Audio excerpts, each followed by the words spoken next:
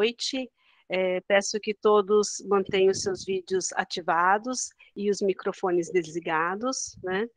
As perguntas poderão ser realizadas via chat, e ao final da fala das palestrantes, a doutora Suzana Kipler fará a leitura. O presidente, doutor Alexandre Frante, e a vice-presidente, Daniela Pagliuca, em nome da 102ª Subseção de Santo Amaro, da Ordem dos Advogados do Brasil, Seccional São Paulo, têm a honra de recebê-los para a palestra Violências contra Mulheres LBTI, lésbica, bissexual, transexual e intersexo. Violências contra mulheres LGBTI, até quando? Então, este evento ele foi organizado pela Comissão da Diversidade Sexual e de Gênero de Santo Amaro, que no momento eu estou na coordenação, e pela Comissão de Culturas e Eventos. Para ministrar a palestra de hoje, a OAB Santo Amaro pede que leia o currículo das palestrantes, né?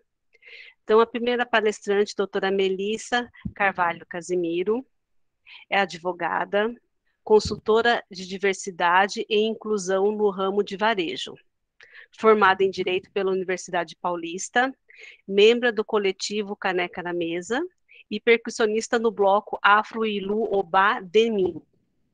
Participante em painéis, palestras e eventos de diversidade e inclusão, após transição de gênero, com reintegração às atividades em grande multinacional realizada em 2017. Teremos também a doutora Naomi Helena, ela é advogada, graduada e mestranda em Direitos Humanos e Democracia, pela Universidade Federal do Paraná, pós-graduanda em Direito Eleitoral pela PUC Minas, é também conselheira municipal de Direitos da Mulher, integrante do coletivo Cássia e da Aliança Nacional LGBT, nisso que ela, na cidade de Curitiba, do Paraná, no estado do Paraná.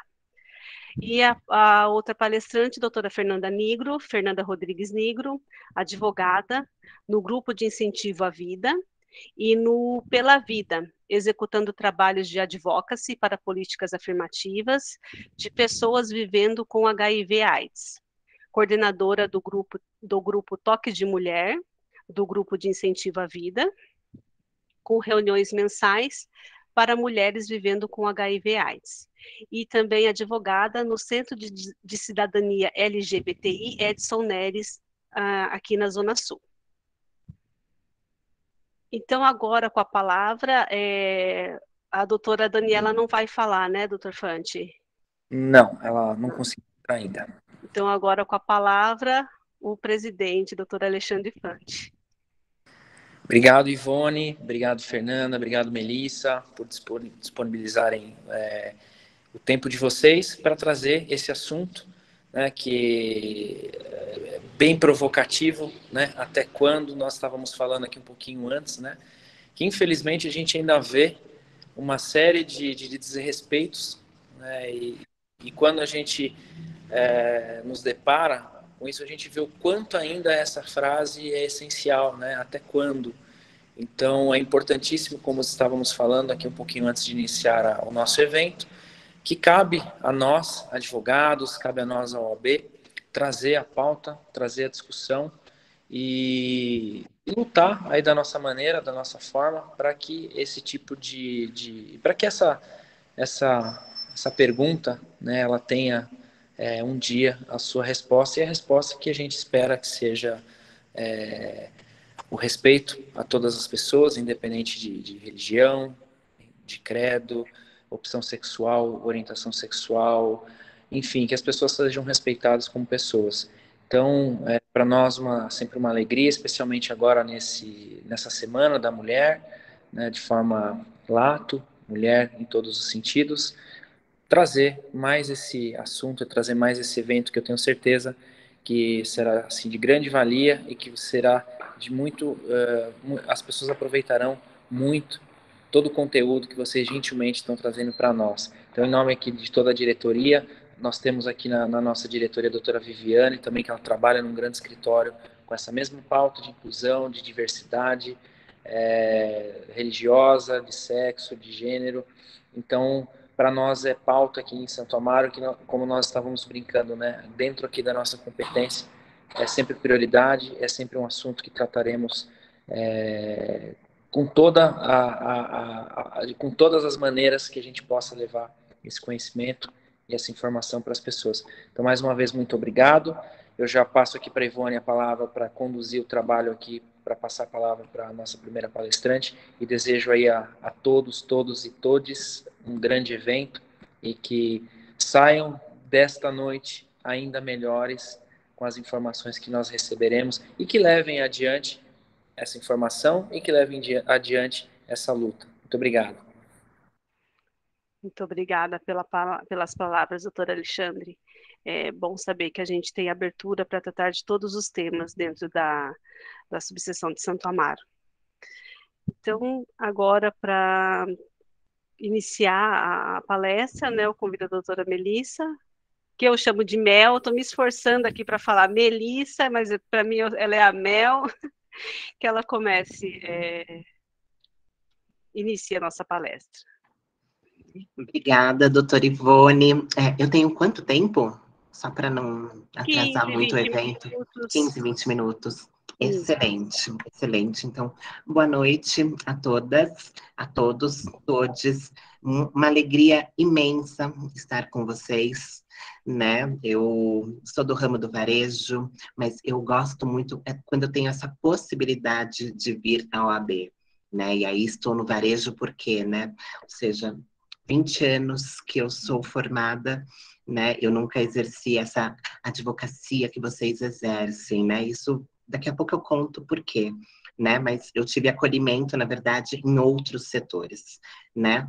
Eu acho muito importante quando o doutor Fante fala até quando, porque eu teria 19 minutos para falar do até quando, né? E eu vou começar com 1 minuto falando de alegrias, na verdade, né? E quais são essas alegrias? São as conquistas que pessoas trans estão tendo nos últimos anos, né? E essas alegrias são desde nome social, né? A possibilidade da gente reunir esforços para conseguir entrar dentro do mercado de trabalho, né? Até pouco tempo, a gente olha para o lado, olha para o outro, talvez na bolha de vocês isso ainda aconteça, a gente não vê pessoas trans, né? A gente não fala sobre pessoas trans, a gente não discute sobre a humanidade de pessoas trans, né? Então tem alegrias, tem conquistas, mas ainda tem muito até quando, né? E este até quando, eu gosto muito de dividir em ciclos de opressões, né? E esses ciclos de opressões, ele atinge ali numa criança, logo na primeira idade, né? Na segunda idade, na puberdade, são a exclusão do afeto, né? Pais e mães de pessoas trans. E aí, gente, vocês estão vendo na frente de vocês uma pessoa travesti que, na verdade, teve todas as vantagens sociais do mundo, tá? E aí eu não posso falar sobre a minha subjetividade, né? Eu tenho que falar sobre a coletividade. Se eu tenho uma coletividade que tem uma expectativa de vida média de 35 anos, é para aumentar essa expectativa média que eu abro esta câmera e falo com vocês, né? Porque nós temos essa corresponsabilidade com relação às pessoas trans. Outra alegria, né? Nos últimos anos, estamos incluindo pessoas trans no Dia da Mulher, né? Não é mais aquela coisa, claro que vai ter, gente, vai ter aquela coisa jocosa, muitas vezes, que postam que é no 1º de abril, né? E aí tem a imagem de uma pessoa que nem é trans, né? Colocam a foto da Pablo Vittar, que é uma artista, e colocam que é o 1º de abril, né? Ou seja, a violência já começa aí, né? O Brasil, que se orgulha tanto que é o país da piada, mas é a piada que mata, né? É a piada que exclui. Então, o primeiro ciclo de grandes opressões é do afeto. Pais e mães não aceitam as filhas travestis aos 13 anos e tem uma ruptura familiar. Aos 13 anos, essa adolescente não tendo um suporte de casa, a gente vai para o segundo ciclo, que é a ruptura do acesso, Esse acesso está no sistema educacional, onde muitas pessoas trans, elas se evadem do ambiente escolar. Também, quando a gente fala das nossas instituições, como a justiça, que muitas vezes pessoas trans não procuram seus direitos, porque elas não são respeitadas em órgãos, né? Vai numa delegacia, vai num hospital, elas não têm a questão do pronome, a questão do nome social respeitada, por mais que tenhamos tudo isso em lei. Então, passamos por 2 ciclos: afeto, acesso, que recai na empregabilidade, né? E que muita gente preconceituosa e muita gente maldosa, né? Muitas vezes falam, mas por que vocês não trabalham? Né? Se a gente tem um ciclo de afeto, de acesso, a empregabilidade fica severamente impactada, né? Se a gente falar dessa menina que aos 13 anos foi expulsa de casa, não evadiu-se da escola, a empregabilidade fica mais difícil. Né? Nós somos um país que tem mais de 10 milhões, não sei se são 14 ou se diminuiu, mas nós temos um altíssimo número de desemprego, mercado de trabalho super concorrido. Quando falamos em diversidade e inclusão, a gente está falando para uma bolha. A gente não pode se enganar, né? É muito bacana e é necessário as ações de diversidade e inclusão, mas a gente ainda não chegou no estágio de impactar os fornecedores. Então, eu venho de uma grande empresa, essa grande empresa, ela contrata mais de 100 mil pessoas, né? Mas a gente tem que extrapolar essa bolha. Quando a gente fala em diversidade e inclusão, é muito bom, é necessário, tem empresas trabalhando de uma forma muito séria para incluir grupos minorizados, sobretudo capacitar, mas a gente precisa extrapolar a bolha para a gente conseguir romper com o quarto ciclo, né? Ou seja, se essa pessoa não tem empregabilidade, automaticamente a sua dignidade humana não é reconhecida. Essa pessoa não está gerando renda, ou não está gerando renda daqueles meios que a gente acha normal, né? Pessoas trans são 10% do mercado de trabalho. Desculpa, a gente está passando uma moto aqui, não sei se vocês estão ouvindo, me desculpem. 10% no mercado de trabalho, sendo esses 4% no formal, 6% na informalidade, 90% na prostituição. Tem algum problema de ser prostituta? Nenhum, não há problema nenhum de ser prostituta, né? O problema são desde que essa pessoa queira estar neste lugar, né? Mas a gente sabe que muitas vezes não quer estar neste lugar, e o problema é quem está ganhando por trás desta exploração, que explora corpos de crianças de 13 a 14 anos para começarem a se prostituir. Esse é o grande problema que a gente precisa combater. Enfim, passei por estes 4 ciclos, né? E aí, o quanto é importante que neste dia do até quando a gente questione por que a gente não inclui mulheres trans e travestis ainda, né? Por que as os direitos LGBTQIA+, de uma forma geral, são conquistados pelo STF, né? A gente não fala em a gente não tem o papel do legislador ainda escrevendo especificamente para pessoas LGBTI+, né? Para mulheres. Sempre é uma luta muito árdua para que esses direitos possam ser conquistados e exercidos, né? Por isso que é tão importante cada vez mais colocar o tema em pauta, a gente possa falar com especialistas, né, pessoas trans que estão gerando conteúdo, votar em pessoas trans para que essas pessoas, dentro das vivências delas, elas possam conseguir aí transformar essas demandas em direitos. Então, tudo isso a gente fala de Brasil, né? E aí, esses 4 ciclos levam para uma coisa que é horrorosa, eu acho que eu comecei a falar isso, que é a expectativa de vida média de pessoas trans ainda de 35 anos, né? E a escolaridade é de 0,02%. Então, essa data, do qual a gente celebra, e eu esqueci de dar feliz Dia das Mulheres a todas vocês, né? E as mulheres aí dos senhores que estão nos assistindo, né, esse forte abraço a todas, mas que não esqueçam as mulheres trans, né, que a gente possa não deixar nenhuma para trás. É necessário que a gente inclua a todas, né? E entender que dentro das bolhas, a gente não pode criar bolhas sobre bolhas, né? Porque enquanto tem mulheres muito lá na frente, tem outras lá atrás, né? A gente tem mulheres brancas na frente, a gente tem mulheres negras bem atrás, a gente tem mulheres trans com a sua mulheridade questionada, né? E essa pluralidade de mulheridades, a gente precisa começar a discutir para incluir, né? A gente não pode admitir que tenham pessoas que não sejam inclusas, que elas sejam somente verificadas como identidades marginalizadas, né? Por muito tempo, mulheres cis gritaram da margem para o centro. E hoje esse movimento está sendo feito ainda pelas mulheres, principalmente pelas mulheres negras, né? E mulheres trans, que estão sempre gritando da margem para o centro, para serem ouvidas, para terem as suas legitimações, para serem reconhecidas enquanto pessoas humanas, para terem as suas mulheridades exercidas, né? Então, da minha parte, acho que seria isso. Ivone, eu não marquei o tempo, eu te perguntei o tempo que eu comecei, mas eu não sei o tempo que eu comecei. Eu também nem anotei aqui, mas porque o conteúdo vai consumindo a gente, vai saindo cada fala, cada ponto, cada ciclo. 4 ciclos você mencionou. Sim.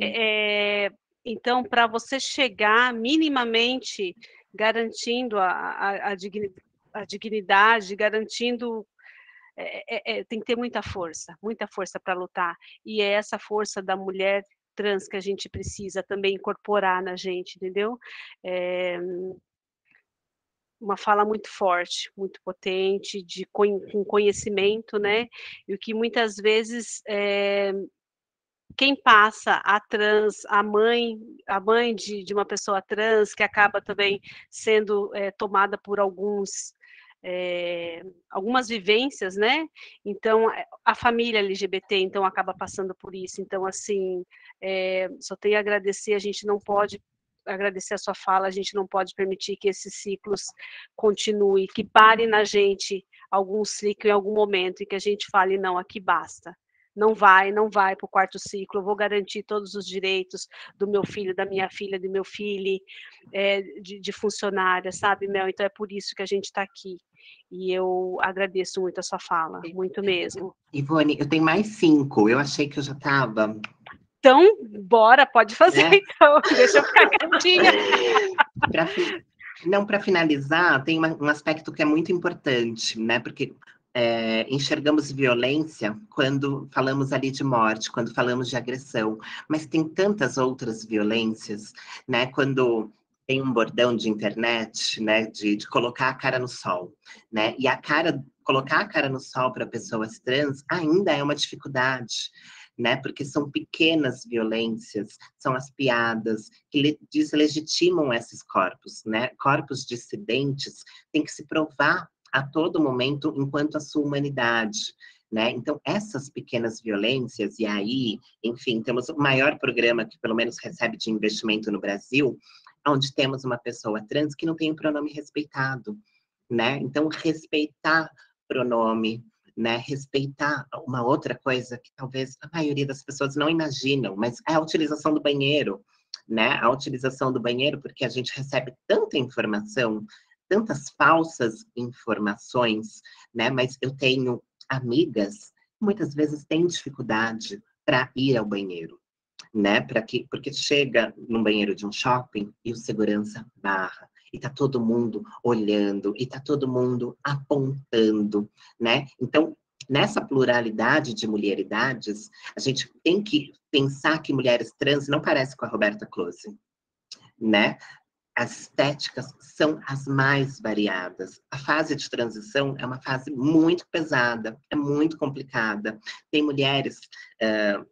E quando a gente fala de transgeneridade, a gente tem que falar sobre transgeneridade sempre tem a ver com corporeidade. Então, tem mulheres que vão querer fazer cirurgia, tem mulheres que não querem fazer cirurgia, né? E as condições para fazer cirurgia são muito caras neste país, né? Ainda temos processos que, de certa forma, são burocráticos, que demandam tempo, que podem conflitar, de repente, ali com o horário de trabalho. A estética, né? A gente não pode pensar que mulheres trans, elas têm que ter uma determinada estética. As estéticas são as mais variadas, assim como mulheres cis, né? Eu tenho ciência que eu tenho uma voz mais grave, e para mim tá tudo bem, né? Então, este é o lado que eu não tenho passabilidade, né? É o lado que socialmente eu vou pedir 3 pães, as pessoas, a fila inteira olha para trás, e eu dou um sorriso, né? Agora com máscara, então o olho dá aquela fechadinha, mas é para falar que hoje eu sou senhora de mim, né? Mas eu conheço muitas pessoas que não são senhoras ainda de si, porque elas passam por violências que eu não passei, né? Foi o que eu falei. Eu venho de um cenário de muita vantagem. Mulher preta não tem privilégio, né? A gente tem ali uma vantagem social que ela pode ser atacada a qualquer momento, né? Mas eu tenho uma série de vantagens sociais que eu não passei, né? Eu tive um lar acolhedor, né? Eu sofri a ruptura familiar, eu já tinha 22 anos. Eu já estava lá na frente, eu já tinha terminado a faculdade com 21, entregue a carteirinha para os meus pais e falado assim, errei no curso que eu fiz. Mas eu passei de primeira. Esse é o valor da formatura que eu não tenho, a gente não tem condições de pagar. Peguem isso, porque agora vocês têm, na época, né? E vocês têm um filho advogado, mas eu não vou exercer essa profissão. Eu continuo pagando até hoje, tá, gente? Continuo pagando até hoje. A inscrição está ativa. Eu tenho muito orgulho de ser advogada, mas em 2002, quando eu terminei, 2002 ou 2003, o cenário era outro. A gente não admitia pessoas trans em nenhum lugar, exceto se ela fosse a exceção da exceção. Para ser exceção da exceção neste país, ela precisa ter dinheiro, né? Aí a gente admite pessoas trans que sejam advogadas, né? E ali ela faz o corre delas. Mas a gente precisa trabalhar, né? Pessoas precisam se sustentar. Então, há 20 anos atrás, quando eu entreguei a carteira para os meus pais, falei assim, gente, estou indo trabalhar no corporativo, no privado. Isso foi porque eu acho muito bonito o doutor Alexandre estar de terno e gravata, eu vejo o doutor Ricardo estar de camisa, estão lindos, muito elegantes, mas aquela roupa não significava nada para mim, né? Era um fardo muito grande quando eu tinha que percorrer, primeiro, né, que tem uma interseccionalidade muito grande com racismo. Não sei hoje o quanto isso ainda acontece ou não, né? Mas o meu grande barato era escrever, né? E aí o grande barato que os escritórios viam era o menino negro que fazia 6 cidades ali fazendo busca e apreensão, o que fosse, né? Para fazer ali correr os processos. E aí, sim, eu me afastei do direito, né, desse direito que vocês exercem de uma forma muito bonita, que eu acho super bonita, para ir para o corporativo, para falar assim, tenho que ser estratégica para continuar sobrevivendo, e a primeira coisa que eu vou fazer é quebrar dress code.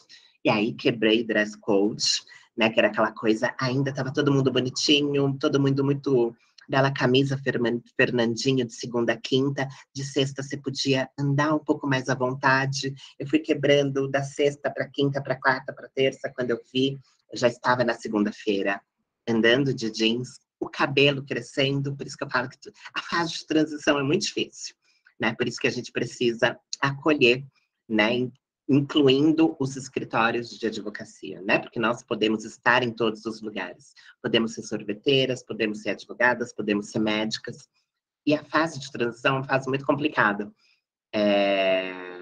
Enfim, passou, ficou para trás.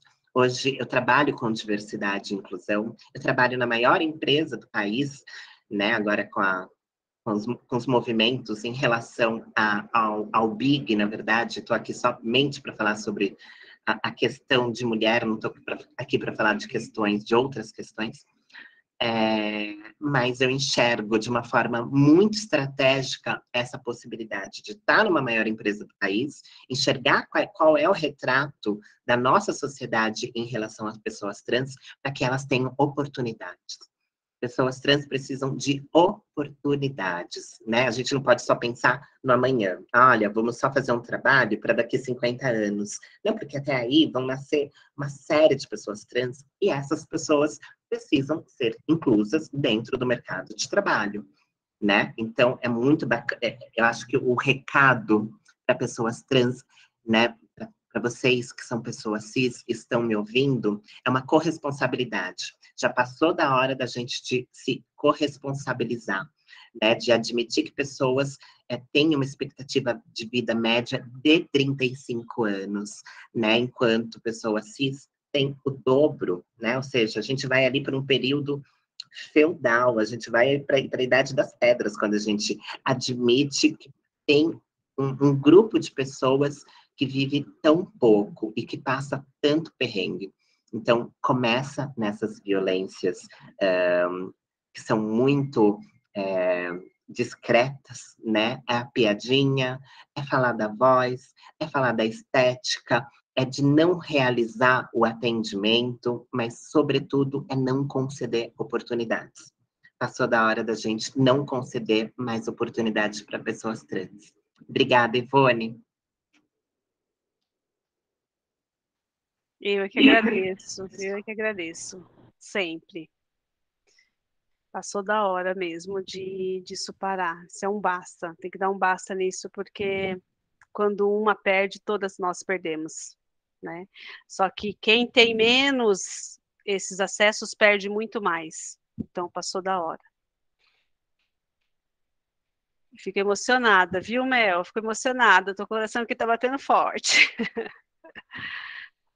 Doutora Fernanda? Olá, boa noite a Sequência. todos, tudo, a todos. Mel, muito boa a sua explanação, concordo com ela. Eu sou uma advogada que eu trabalho na ponta, né? Então, eu trabalho com o controle de política pública, eu trabalho atendendo as pessoas LGBTs no Centro de Cidadania, e eu trabalho em duas grandes ONGs aqui do estado de São Paulo, na cidade de São Paulo, trabalhando com política afirmativa para a população vivendo com HIV. Então, eu acho muito interessante a proposta, eu acho muito interessante a pergunta, e a partir dessa minha vivência, porque as convidadas da senhora Ivone, elas têm pós-doc, elas têm um monte de títulos acadêmicos, eu só tenho uma mera especialização, sou bacharel em Direito, mas tenho lá uma mera especialização. E aí, o meu doutorado está lá no chão da fábrica, né?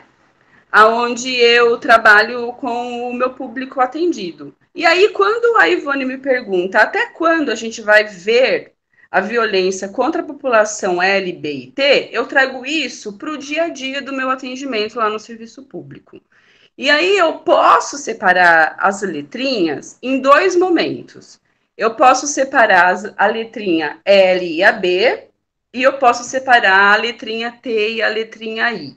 E aí, quando eu separo as letrinhas, eu vejo que as violências ainda continuam sendo as mesmas.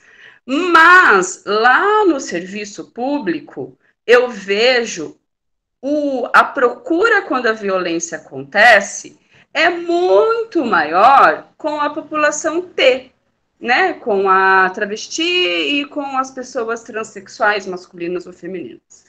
Né? Então, eu vejo que essas pessoas procuram, né, quando uma violência acontece, o Centro de Cidadania. O Centro de Cidadania foi uma grande sacada do município. A criação do centro fez com que as pessoas pudessem procurar ter o acolhimento para romper o ciclo de violência. Eu acho que isso é muito importante de se destacar aqui, né? Porque as violências, tanto para a população L, para a população T, para a população B, o que acontece quando tem a violência?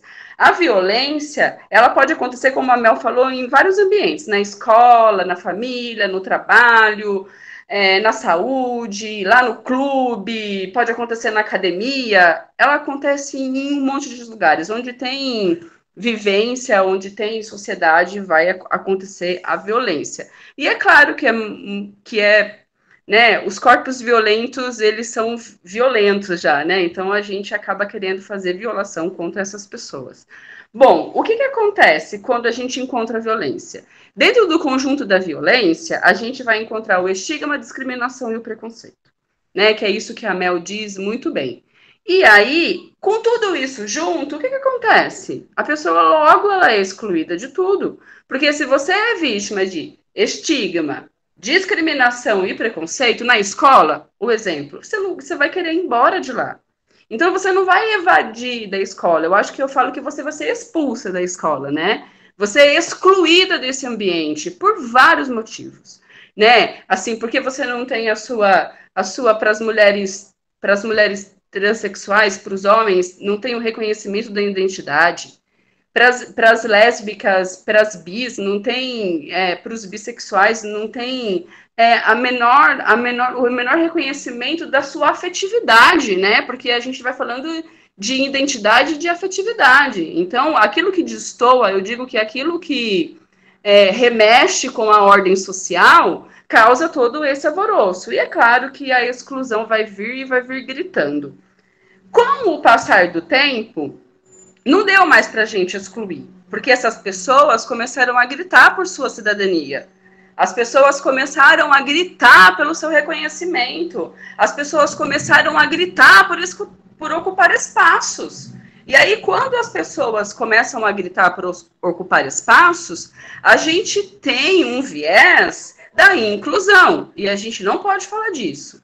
Não pode deixar de falar disso. A gente tem a violência, ela vai acontecer, e eu acho que ela vai acontecer ainda por muito tempo, mas a gente não pode deixar de falar das políticas afirmativas que a gente tem para isso, né? Então, agora a gente tem políticas afirmativas para a escolaridade, para a elevação de escolaridade, dentro do município de São Paulo. A gente tem políticas afirmativas para a empregabilidade, a gente tem políticas afirmativas de assessoria jurídica, para casos de discriminação, violência e qualquer outra coisa. Então, a gente tem percebido que os outros corpos também estão ocupando esse espaço e gritando pelos seus direitos. E eles existem, porque se existem direito para mim, existe direito para o outro. Não vai ser diferente. O direito é igual.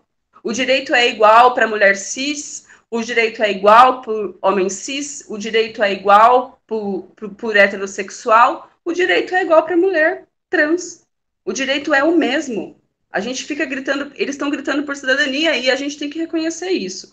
E aí, o que eu trago de políticas afirmativas para fazer com que a exclusão diminua? Porque hoje a gente vai falar de diminuição de exclusão, né, Mel? A gente ainda não pode falar que a inclusão já existe, acabou a exclusão, acabou a violência, não, né? E a gente pode falar, primeiro, eu acho que a primeira coisa que grita é a escolaridade, porque quando a gente não tem a escolaridade, principalmente a mulher trans, ela vai sempre acabar lá no salão de cabeleireiro. E eu acho que ela não nasceu só para ocupar esse lugar lá da estética. Ela nasceu para ocupar os lugares e ela pode ocupar o lugar que ela quiser e desejar.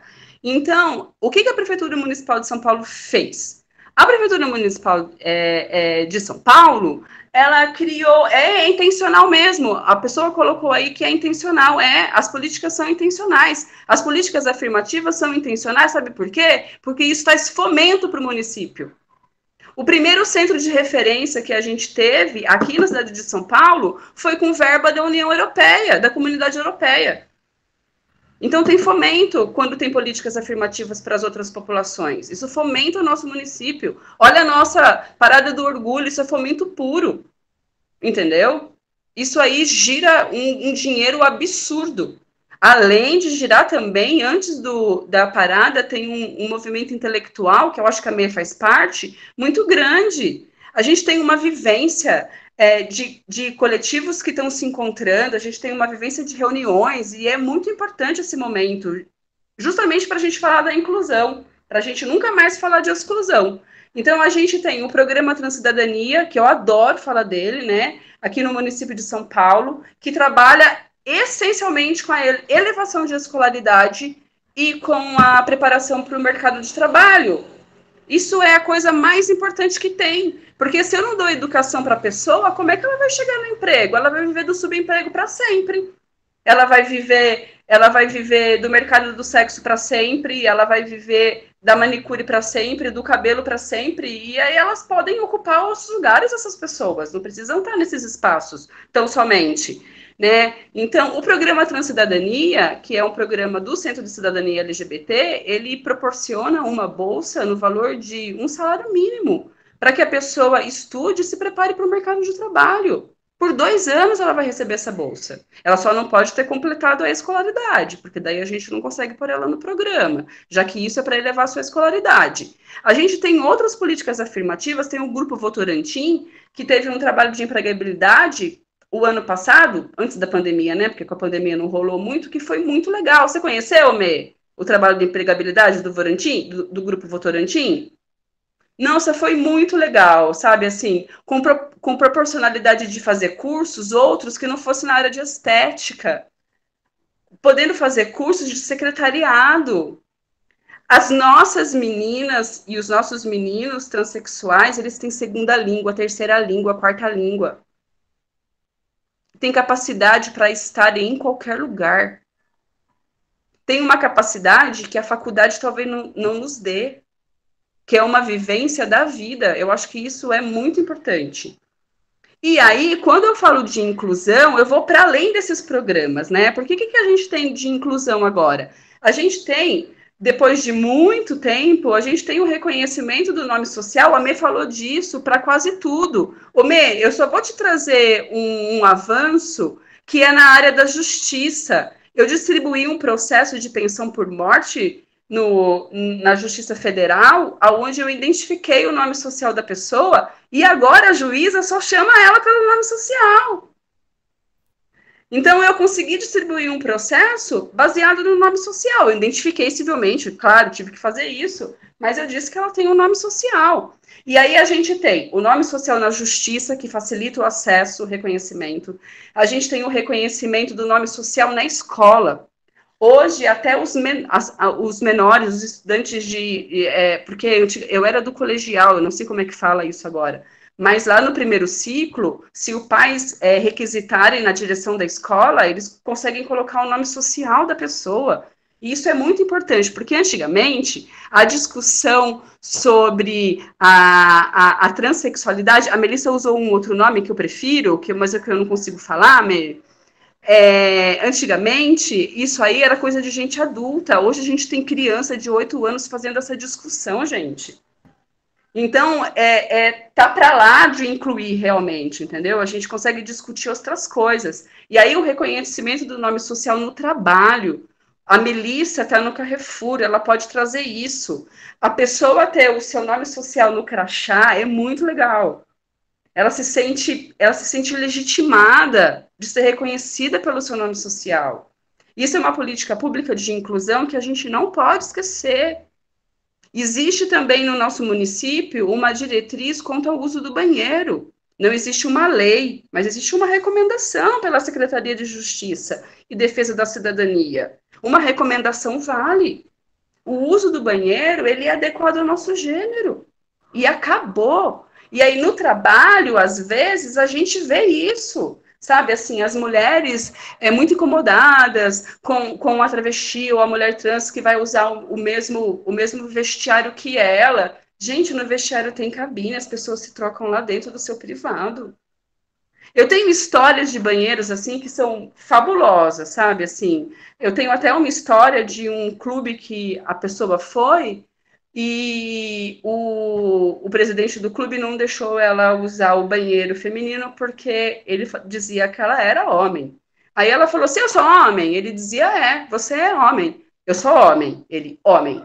Ela perguntou pela 3ª vez, homem? Ele falou, sabe o que ela fez? Ela arrancou a parte de cima do biquíni. E aí ele queria que ela colocasse. E ela dizia, eu não vou pôr. Tem algum homem aqui com a parte de cima do biquíni? Eu não vou pôr.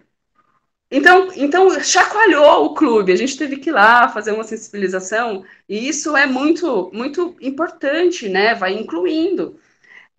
Até esse caso do banheiro, se a menina não tivesse feito isso, outras pessoas teriam passado pelo mesmo constrangimento, porque é constrangedor, e isso parou no clube, entendeu? E aí o cara queria criar um banheiro, então as pessoas trans podem usar o banheiro de deficiente. Eu disse, não, ela vai usar o banheiro. Banheiro de deficiente para deficiente, se ela não é deficiente, ela não vai usar o banheiro de deficiente. A gente também tem como política inclusiva aqui do nosso município a criação dos centros de acolhida para as pessoas transexuais. Nós temos 4 agora.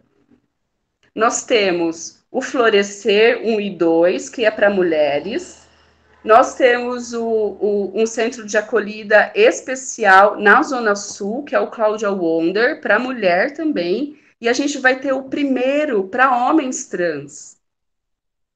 Isso é muito inclusivo, porque essas pessoas estavam indo para o centro de acolhida, e lá no centro de acolhida, as pessoas estavam colocando a população T em um quarto especial. Tinha até um centro de acolhida que queria fazer um quarto rosa. Eu falei, e se ninguém gostar de rosa? Como é que você vai fazer, né?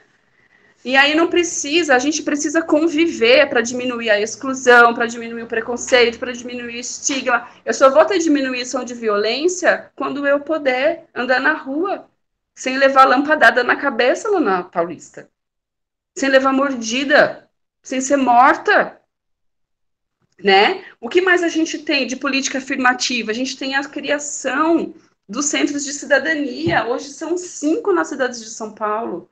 A gente tem lá na Zona Leste, perto da Praça do Forró, a gente tem no centro da cidade, que é o Centro de Referência e Defesa da Diversidade, na Major Sertório. A gente tem em Santo Amaro, o Centro de Cidadania Edson Neres, que fica ali na Conde de Itu, número 673. Nós temos um na Lapa e nós temos um na Casa Verde. Nós temos 5 centros. E a gente vai criar mais. A gente vai gritar todos os direitos que essa população tem. A gente vai não acabar com a violência, mas a gente vai lutar muito pela diminuição dela. Sabe o que também a gente tem de política afirmativa? E essa eu gosto de destacar. Na Secretaria da Administração Penitenciária, a gente tem 2 resoluções. A gente tem a resolução de quando a pessoa vai para o sistema penitenciário, ela já não vai mais cortar o seu cabelo. O cabelo é tão importante para a expressão de gênero da mulher ter. E ela não vai ter mais o seu cabelo cortado. Ela não vai conseguir ficar com o seu cabelo comprido, mas ela vai ficar, tipo, um pouquinho maior que o meu, assim, pelos ombros. Lá, na administração penitenciária, também tem a compra de calcinha para as mulheres. É claro que não é a calcinha que a gente deseja, né? Não é a calcinha da Patti Deli, toda especial para uma mulher trans. Mas vai ser uma calcinha lá da minha avó. Eu vou ter a minha calcinha garantida. Nós temos outros. A gente tem programas de empregabilidade dos mais diversos aqui no nosso município. A gente tem o programa Meu Emprego. A gente tem o programa Transemprego. A gente tem esse programa de empregabilidade do Carrefour, que é um programa muito interessante. Eu vi esse programa nascer. Eu vi por que esse programa nasceu. E eu gosto dele, acho que é super legal. A gente tem o programa de empregabilidade daquela hamburgueria, acho que é Burger King, a gente tem um sistema de empregabilidade de lá, e isso é legal. Eu só começo a destacar, Mel, assim, eu tenho algumas ressalvas para fazer contra ao sistema de empregabilidade, ao programa de empregabilidade, eu acho que você concorda comigo. Nem sempre as equipes estão preparadas para receber essas pessoas. E aí a gente precisa capacitar, parar de falar para a gente mesmo e começar a falar para sindicato, começar a falar para empregador. Eu já disse isso para meu chefe. A gente faz live, a gente faz para falar para a gente mesmo. E a gente precisa começar a gritar em outros cantos. E aí, minha amiga, quando nada disso dá certo, quando a política não inclui, quando a violência acontece, quando a exclusão é notória, a gente tem os sistemas de denúncia da Secretaria de Justiça, a gente tem o sistema de denúncia municipal, a gente tem as defensorias públicas, a gente tem os processos. Hoje, fazer a discriminação, discriminar uma mulher trans, hoje ele é crime equiparado ao racismo, galera. Então, aí vai falar, ai, Fernanda, credo, e aí vai ter que ficar fazendo processo, vai ter que ficar... Ué, não é pedagógico? Também ensina. Teve um monte de gente que aprendeu. Teve um monte de gente... Gente, tem uma empresa que criou um sistema de empregabilidade porque foi condenada num processo. E eu acho que isso é importante, os processos são importantes. E aí, eu falei uma coisa para a Ivone, desculpa se a minha fala é muito assim, mas é a dinâmica da minha ansiedade. Eu tenho, né, eu sou muito hiperativa, então eu sou realmente desse jeito, 24 horas por dia. Outro dia eu sonhei que contava prazo, contei isso para a Ivone. Aí, quando a Ivone me chamou, eu falei, Ivone, eu não quero falar de sofrência. Eu não quero ficar falando de violência, porque isso me machuca. Eu quero falar de casos de sucesso. Eu quero dizer que eu atendi uma menina lá do fim da Zona Sul, para lá do Parelheiros, que eu não sei nem onde é que fica, que ela tinha uma violência gigante e que ela rompeu o ciclo de violência. Hoje ela é assessora parlamentar. Eu fiz um atendimento com uma menina que veio andando de Minas Gerais para São Paulo, andando. Ela fez parte do programa Transcidadania e hoje ela é secretária de um grande político. E o mais engraçado é que para as pessoas, para marcar horário para falar com o político, tem que passar por ela. Ela tem a agenda do político. Eu acho isso um show. Tem pessoas que também romperam com o ciclo da violência e estão trabalhando nos centros de cidadania. Então, a gente tem um monte de casos de sucesso. A gente tem diretora de escola, Paula, a gente tem delegada, a gente tem médica, a gente tem a Melissa que manda no Carrefour, manda empregar todo mundo. Então, a gente tem um monte de lugar potente, a gente tem um monte de histórias potentes. A gente tem que falar da violência, porque é importante, mas a gente também tem que falar dos casos de sucesso, né? Isso é muito legal. Bom, eu vou concluir a minha fala por aqui, porque eu não sei se eu passei dos 20 minutos, mas eu fico aberta para todas as perguntas que vocês tiverem e quiserem. Ah, e aí eu vou fazer um convite para todo mundo, hein? Vamos lá conhecer o Centro de Cidadania. É bem legal. Que delícia, Fernanda, que delícia, Mel, que delícia esse painel, essas falas. Vocês estão trazendo uma injeção de esperança aqui para a gente, de que é possível, de que a gente vai conseguir andando, a pé, atravessando ciclos e mais ciclos, a gente vai conseguir. Isso é isso que a gente precisa. Essa fala com energia e que anima a gente, que fala dessas possibilidades, né? E tudo isso que está sendo dito aqui, eu já vou chamar a doutora Naomi, mas atravessa todas as letras. A mulher lésbica sofre, a mulher bi sofre, a mulher intersexo sofre desde da criancinha ali, quando vai ser operada, porque nasceu com a ambiguidade, enfim, é disso que a gente precisa, dessas falas de esperança e para sair mais animada ainda desse painel. Muito obrigada a vocês, muito obrigada, só tenho a agradecer, e a gente vai sim conhecer o CRD, nós falamos sobre isso ontem, né, Fernanda? A gente precisa se aproximar mais, mas a gente assunta depois, mais sobre isso. E agora, deixa eu ver se a doutora Naomi está aqui, ela já entrou. Eu não estou vendo a foto dela aqui, doutora. Está aqui? Aê! Diretamente de Curitiba, Paraná. Com a palavra, doutora Naomi. Muito obrigada por estar aqui conosco. Eu que agradeço. De imediato, eu já gostaria de pedir muitas desculpas, principalmente para as excelentíssimas Melissa Casimiro e Fernanda Nigro. Eu prometo que eu vou assistir o evento assim que acabar, e já aproveitar que ele está gravado e ver o quão discrepante ficou as falas. Eu consegui pegar ainda a parte final aqui da fala da advogada Fernanda, mas, como vocês devem imaginar, o mês de março ele é um mês conturbado, e ele é um mês conturbado de compromissos justamente porque nós estamos defendendo assuntos de tanta importância. Primeiro eu vou me apresentar, depois eu vou explicar o que eu estava fazendo e por que isso vai ditar um pouco da vibe da minha fala. E eu gostaria também de deixar plenamente aberto, a qualquer momento, qualquer coisa, eu vou estar acompanhando o chat, mas também, para que não seja só uma palestra e possa, de alguma forma, ser dialogado e coletivo, de alguma forma dinâmico, não ficar muito pesado, vocês têm toda a liberdade para abrir o microfone, conversar, falar, por favor, fiquem bem à vontade. Meu nome é Naomi Helena, eu sou advogada aqui em Curitiba, eu atualmente estou como secretária-geral adjunta da Comissão das Mulheres Advogadas da OAB do Paraná. Eu atuo na Aliança Nacional LGBTI e no Grupo de Dignidade já há alguns anos. Integro o coletivo CASA, que é um coletivo de mulheres que amam mulheres aqui em Curitiba. E, enfim, em tese, grande parte da minha atuação profissional beira mais o âmbito político. Eu trabalho muito com direito eleitoral, mas eu atuo dentro da ONG de forma voluntária, mas também em outros projetos com consultorias em relação à população LGBTI e principalmente com assistência em casos de LGBTI-fobia. Sabemos que é algo bem recente, tem algumas pesquisas já na área, mas a minha fala, justamente porque o painel ele trata sobre violências, ela vai talvez pegar uma grande mudança de humor, e aí eu peço que vocês me perdoem, porque vocês acabaram de sair de falas incríveis, puxando para uma vibe de esperança, e eu serei obrigada a trazer para uma vibe de reflexão, porque eu acabei de sair de uma conversa, um compromisso com o irmão da Ana Paula Campestrini, e eu não sei se vocês sabem quem é a Ana Paula Campestrini.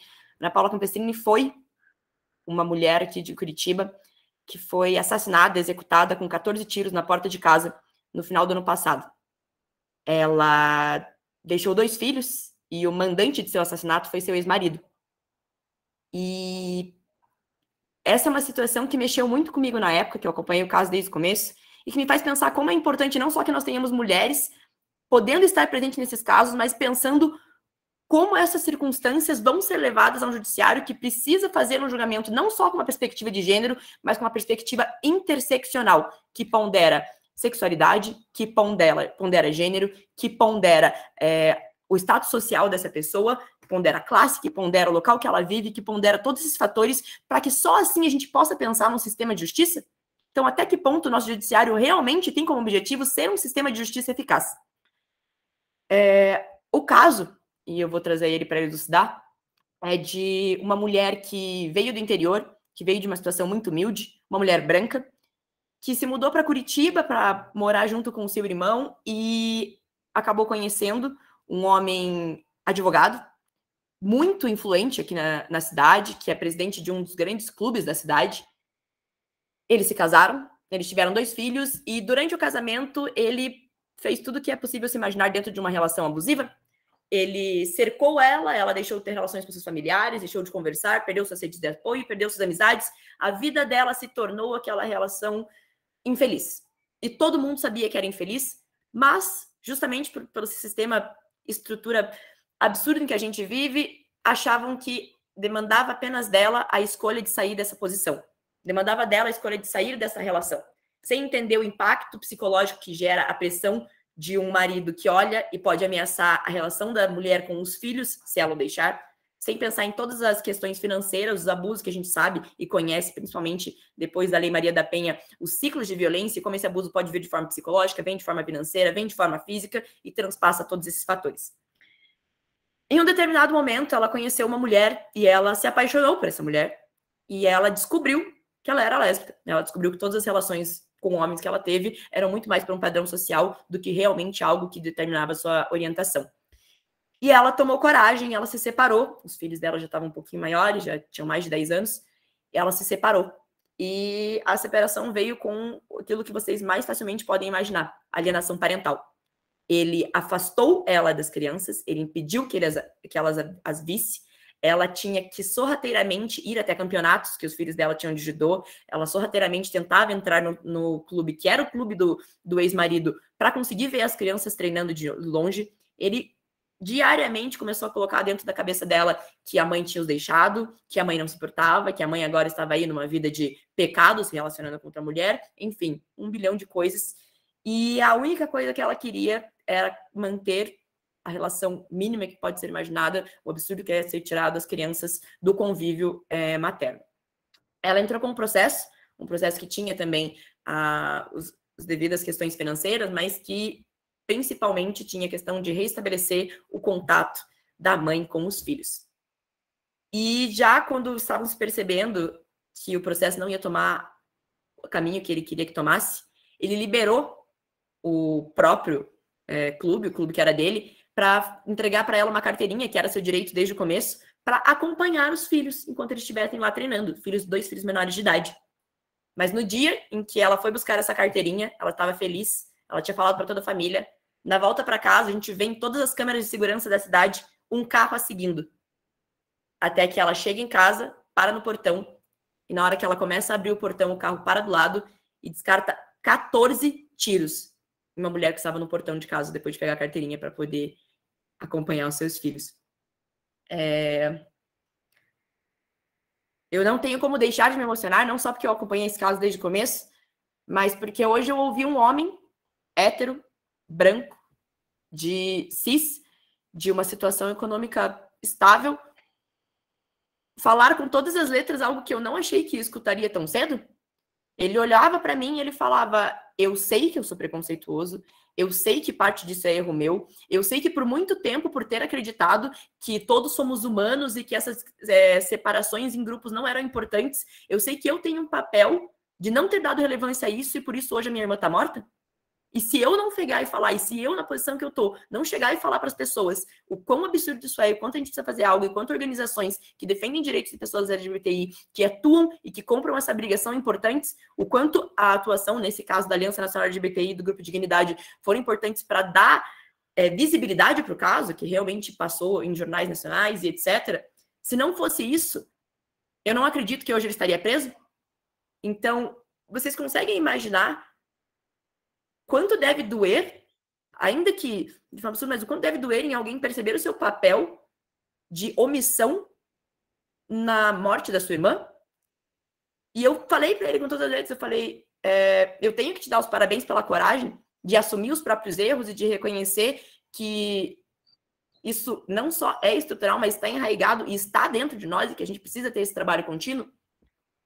Foi uma conversa muito emocionante, foi uma conversa que eu espero muito conseguir levar para outros espaços, porque nós sabemos que quando nós falamos, eu, no caso, sou uma mulher negra, bissexual e jovem, mas como nesses casos, quando a gente fala, não é tão recebido quando vem um homem hétero e branco para falar aquilo em primeira pessoa. Quando ele não está apontando o erro na pessoa e falando, agora você tem que perceber a sua parte nessa história, mas apontando para si mesmo e falando, eu sou o responsável por isso também. E o que deu esse gatilho nele, o que virou essa chave nele, foi quando, depois da morte, pessoas que foram no velório da irmã dele, viraram para ele e falaram, ai, que triste que ela morreu, né? Mas ela era lésbica.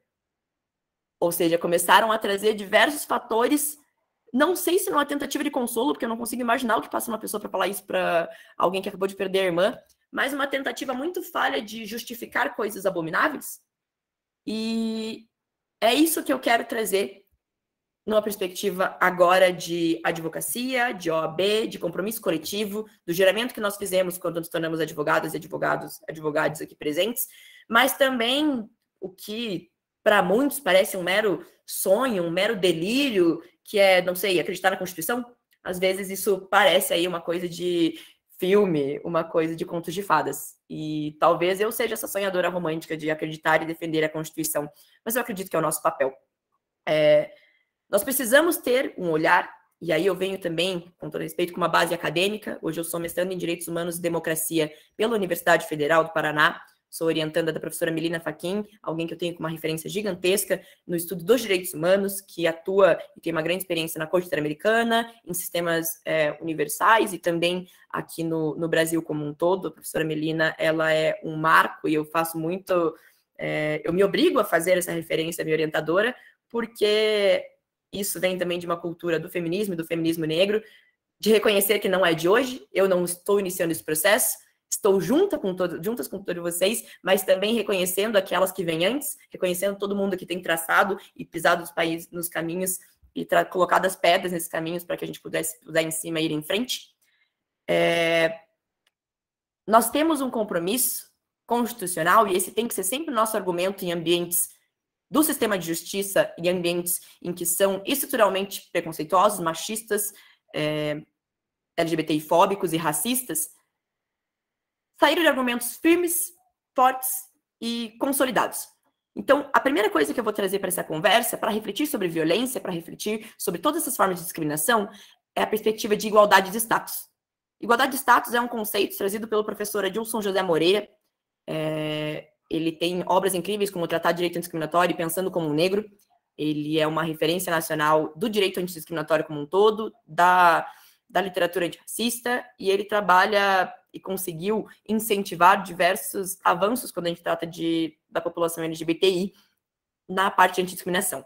E o conceito de igualdade de status é repensar não só aquela base que a gente teve ali na faculdade de igualdade formal e igualdade material. Ou seja, a igualdade formal, o que está escrito no papel, todos somos iguais perante a lei, e a igualdade material de perceber que, ainda que esteja escrito, isso não acontece, porque nós temos desigualdades. Ela vai um pouquinho além também daquela ideia de igualdade proporcional e distributiva.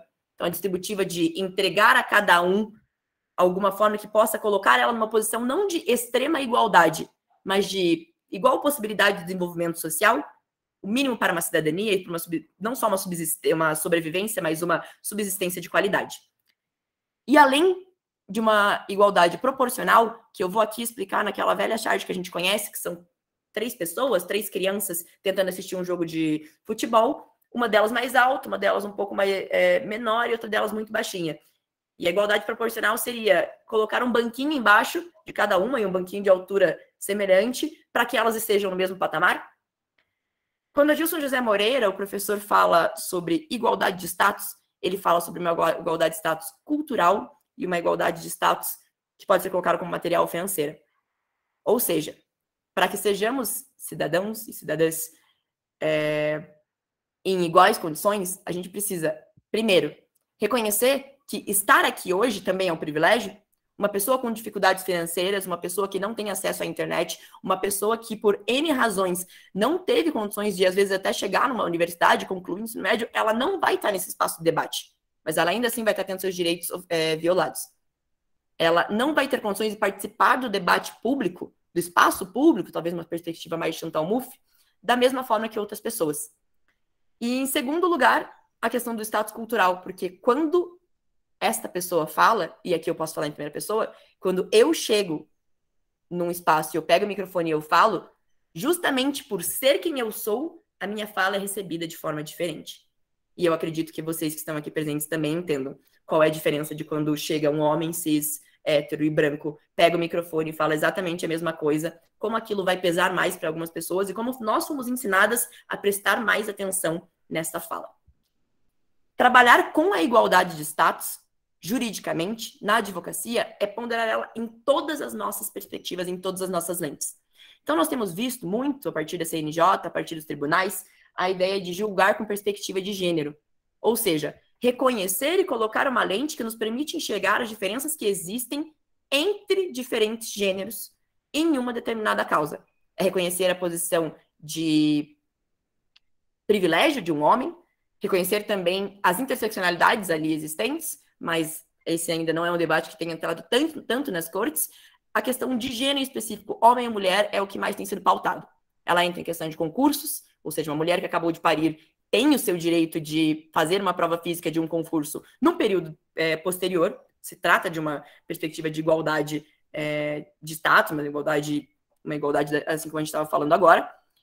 Ou diversos outros casos, como gestantes, como banheiros específicos, como poder adiar uma audiência e não ficar esperando até as 11 horas da noite num dia de semana, porque você precisa amamentar. Todas essas questões, elas têm sido avançado lentamente, mas ponderadas no nosso sistema de justiça, no nosso âmbito de justiça. Mas e quando a gente fala de violência? E quando a gente traz isso, não apenas na perspectiva do direito penal, mas de violência política? Como reconhecer a dinâmica das violências que são sofridas por mulheres, pela população LGBTI como um todo, por pessoas negras, e como atrelar isso na perspectiva interseccional que Kimberlé Crenshaw um dia pensou? E qual é o nosso papel na advocacia na defesa disso?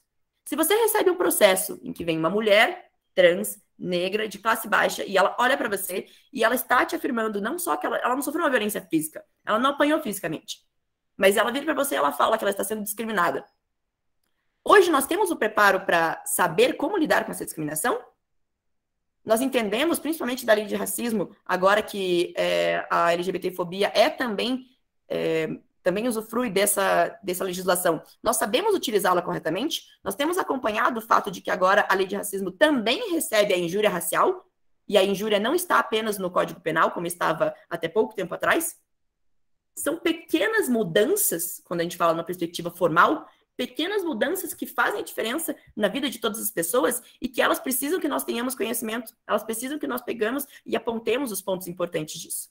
Então, o meu primeiro apelo, e ele vem num apelo social também, tem sido grande parte da demanda da sociedade civil organizada, é para que nós sempre lembremos as pessoas de quando realizaram BO, quando fizerem uma denúncia de LGBTI-fobia, racismo, ou enfim, coloque e peça para que seja obrigatório que conste naquele papel, naquele BO, a lei de racismo, ou escrito LGBTfobia, ou escrito qualquer coisa que faça essa referência.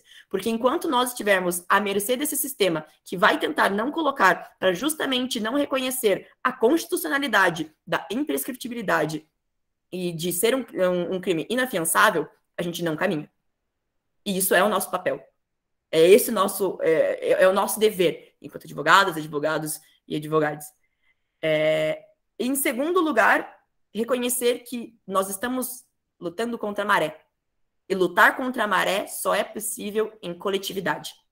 Essa coletividade significa que nós não estamos sozinhas aqui hoje, individualmente, mas que nós não estamos agindo sozinhas na perspectiva geral. E as comissões da Ordem dos Advogados do Brasil fazem esse papel com maestria. O que significa? Significa trabalhar junto com a Defensoria Pública, nos estados que possuem uma Defensoria Pública ativa. Aqui no Paraná, eu posso dizer com tranquilidade que a nossa Defensoria Pública faz um trabalho majestoso com recursos parcos. Trabalhar junto também com o Ministério Público, na medida do possível. Então, aqui no Paraná, nós temos no Ministério Público um setor específico de direitos humanos que é muito aliado das nossas causas, que acompanha os processos individualmente e direciona também as comarcas nesse sentido. A gente sabe a diferença que um promotor e uma promotora podem fazer nesses momentos. Então, ter essa consciência estratégica, isso que às vezes falta para nós e que faz parte do universo político, da sociedade civil organizada, que é uma litigância estratégica, que é saber em que ponto vale a pena bater e em que ponto não é a hora. É saber como vai ser a melhor para o nosso cliente, mas principalmente para aquela vítima naquele momento. Então, esse ponto de envolver a sociedade civil, os outros órgãos, as outras instituições de justiça nos processos, é um ponto-chave. E é um ponto que nos permite ser também referência para essas pessoas quando elas precisarem. Elas sabem que nós temos conhecimento, elas sabem que nós estamos embasadas, que nós estamos preparadas e que esse projeto, esse processo vai poder seguir talvez um caminho, e aqui a gente sabe que a gente não pode prometer justo, mas pelo menos que está sendo acompanhado. Ele não vai passar despercebido. E talvez, no atual momento, isso seja o que nós mais podemos fazer. Gente, perdão se eu falo muito rápido também, às vezes eu dou uma empolgada aqui, eu vou fazer pequenas quebras de decoro para não ficar tão monótono e jurídico as falas, eu acredito que é importante, principalmente essas horas da noite de uma quinta-feira. Não sei se vocês já saíram da vibe carnaval, assim, eu ainda tô meio atordoada nesse ritmo, mas a minha última fala, porque eu não quero realmente... Eu gosto muito da quebra de decoro, viu? Eu gosto. Eu acredito que é uma questão universal de comissões de grupos específicos. Então, mulheres, população LGBTI, são espaços em que eu me permito fazer uma quebra de decoro sem me sentir muito julgada. Mas o meu último ponto vai ser falar com vocês sobre interseccionalidade. É um assunto academicamente, talvez um pouco exaurido em eventos. Então, a gente vê muitos eventos, universidades, até mesmo, às vezes, instituições de justiça, colocando que vão falar sobre interseccionalidade naquele painel. Mas eu tenho visto pouquíssimo juristas, advogados e advogadas colocando a interseccionalidade numa perspectiva jurídica nas pestes, levando isso até o Supremo Tribunal Federal, até as Cortes Superiores, até os tribunais de primeira instância. E eu comecei a me perguntar por quê. Por que o ministro Barroso pode falar de interseccionalidade no seu voto? E nós não temos colocado interseccionalidade como argumentação jurídica válida. Será que é porque a teoria foi escrita por uma mulher negra? Será que é uma teoria que você não estudou na universidade, então, consequentemente, você não se sente confortável de utilizar ela como se fosse realmente o que ela é? uma teoria, um material bibliográfico, referências, e para que nós utilizemos a interseccionalidade realmente como um instrumento, como ele deve ser usado, eu acho que vale, e aí eu vou pedir só para tanto a doutora Fernanda quanto a doutora Melissa me confirmarem se elas fizeram essa fala de explicar de onde veio o termo. Não? Perfeito. Então eu vou me permitir fazer essa parte também acadêmica, porque, entendo, gente, eu estudo para o mestrado e eu estudo o dia inteiro e tem horas que isso não sai da gente. Então, é muito do que eu posso também trazer nesse momento. Interseccionalidade foi um termo cunhado por Kimberlé Crenshaw em 1989. Uma jurista ainda viva, e eu acho importante colocar que a gente valorize juristas, professoras, doutoras que temos e estão vivas e podem tanto nos ensinar e continuam a nos ensinar. Ela estava acompanhando um caso de uma mulher que foi até a justiça falando que ela estava sendo discriminada porque ela era uma mulher negra.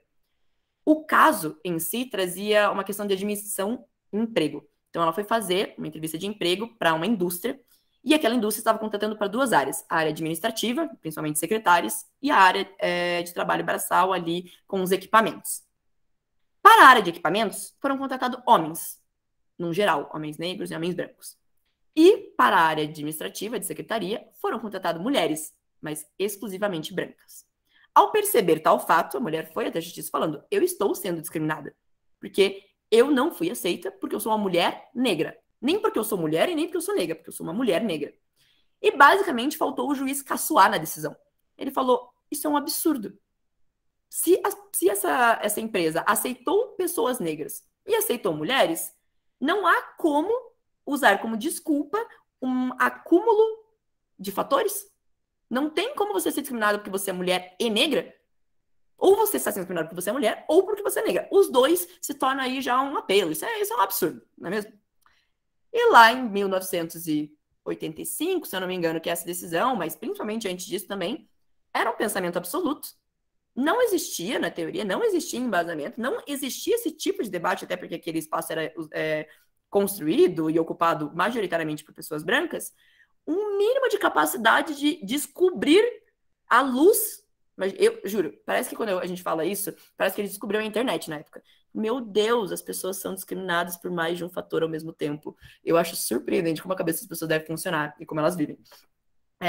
E a professora Kimberlé Crenshaw pegou e levou isso para um estudo. E ela falou: não, isso faz todo sentido. Eu sou uma mulher negra, eu sou uma jurista, eu sou discriminada em momentos porque eu sou mulher, em momentos porque eu sou negra, mas ainda assim, em lugares que eu estou com outras mulheres, eu me sinto mais discriminada porque eu sou negra. Em lugares que eu estou apenas com pessoas negras, eu sei que eu estou sendo mais discriminada porque eu sou mulher. E ela começou a pesquisar isso e ela escreveu um artigo brilhante em que ela faz um exemplo muito didático. Ela deu o nome de interseccionalidade, ela cunhou esse termo e ela explicou a interseccionalidade falando: interseccionalidade é como um acidente que acontece no meio de uma interseção. E aí eu não sei como isso se chama nos estados que vocês estão, acredito que a maioria aqui seja de São Paulo, não sei como fala em São Paulo, mas a interseção seria um trevo, uma rotatória, sei lá, um lugar que vem carro de todos os lados. E se um acidente ocorre no meio dessa interseção e você chega para olhar esse acidente, você não sabe de onde veio o carro que causou aquele acidente, ele pode ter vindo de qualquer um dos lados, ou de todos ao mesmo tempo. O que isso significa? Se eu, a doutora Melissa, a doutora Fernanda, se nós estivermos em um determinado espaço e nós formos discriminados ou apenas recebermos um tratamento que nós percebemos que é diretamente ofensivo, mas que ele não venha de forma explícita, carregado de palavras como macaca, que não veio nesse tipo de tom, nós não obrigatoriamente sabemos se essa discriminação ela veio porque eu sou negra, porque eu sou mulher, porque eu sou bissexual, de alguma forma vai que a pessoa sabe. Eu não sei de onde veio essa discriminação. Eu sei que pode ter vindo de todos eles, inclusive, ao mesmo tempo. E depois disso, que as pessoas descobriram a internet e a luz, nessa grande eureka, essas pesquisas foram aprofundando. Principalmente nos Estados Unidos, deram outros nomes, chamaram de multidimensionalidade, que é um outro nome, um outro termo muito utilizado na perspectiva acadêmica, mas ele principalmente começou a explicar a sociedade num parâmetro jurídico que ia além do que antes era concebido. A gente consegue entender hoje por que mulheres negras recebem uma quantidade menor de anestésico quando elas vão parir, porque existe um pensamento vil e, com todo respeito, burro, por parte dessa cultura médica, de acreditar que mulheres negras são mais fortes para a dor, então elas precisam de uma dose menor de anestésico. Nós temos uma concepção melhor para entender que uma mulher idosa precisa de mais atenção do que uma mulher jovem. Sabe, todas essas coisas que começam a se combinar e mostrar como essas pessoas vão estar em uma posição diferente na sociedade. E eu digo isso de forma consciente. Eu sou uma mulher negra bissexual? Sim. Mas eu sou uma mulher negra bissexual de pele clara. Às vezes, aqui nessa luz tá mais branco do que o normal, porque tentei iluminar bem aqui em casa. Mas eu sou sulista. Eu venho de uma região em que automaticamente está numa posição de privilégio. Eu sou de classe média, então eu não sofro as mesmas coisas que uma pessoa em uma situação financeira pior sofre. Eu não vivo nas periferias. Todos esses fatores me colocam num patamar diferente de outras pessoas. E aqui não se trata, quando nós falamos de interseccionalidade, de uma competição. Não é quem é mais discriminado, quem é menos discriminado, quem tem mais privilégios, quem tem mais opressões. Não é disso que eu estou falando. Mas é de reconhecer qual é o nosso papel e qual é o nosso lugar. É talvez repensar a ideia de local de fala. Muitas pessoas achavam que o local de fala é simplesmente perceber que quando outra pessoa está ali no mesmo ambiente, então, por exemplo, se eu estou num ambiente e tem uma pessoa trans naquele ambiente, se o assunto for pessoas trans, eu devo me calar porque é ela que tem que falar. Não, não se trata disso. Se trata de reconhecer que por eu estar nessa posição de privilégio, se aquela pessoa não se sentir à vontade, estiver sendo em uma posição desconfortável, eu devo falar. E principalmente se não existir aquela pessoa naquele espaço, eu devo falar. Eu devo fazer a defesa dessa pauta como simplesmente o mínimo. E da mesma forma como eu espero que homens brancos, héteros e cis façam a defesa das pautas que a gente aqui coloca. Acompanhem, estudem, estejam aqui presentes para não pagar vexame, para que eles não façam parte desse sistema que vai exponencialmente prejudicando as mesmas pessoas. Utilizar a interseccionalidade de uma forma jurídica embasada é compreender que nós temos sim um poder quando nós podemos atuar dentro desse sistema. E ele cria uma lógica argumentativa que já está sendo consolidada, infelizmente, de cima para baixo. Então, nós fazemos o trabalho de baixo para cima. Se lá, no STF, nas Cortes Superiores, está existindo uma pressão para que isso seja compreendido, é nosso papel forçar com que as partes, as instâncias abaixo dessas também reconheçam e também façam seu papel, isso que a magistratura como um todo seja pressionada a agir da forma como deve agir.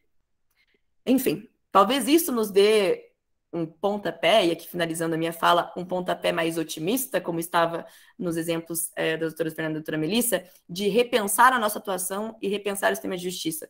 Mas eu quis e eu precisei fazer um começo refletindo sobre casos de violência que acontecem não só com a Ana Paula Campesini, como aconteceu aqui próximo, mas que acontecem quando a gente pensa no número absurdo de mulheres transexuais travestis que foram assassinadas no Brasil como um todo, só no começo desse ano, ou ainda no final do ano passado, quando a gente pensa qual é a situação e como estamos tratando mulheres com deficiência, pessoas com deficiência, como a gente tem visto pessoas indígenas que estão sendo dizimadas.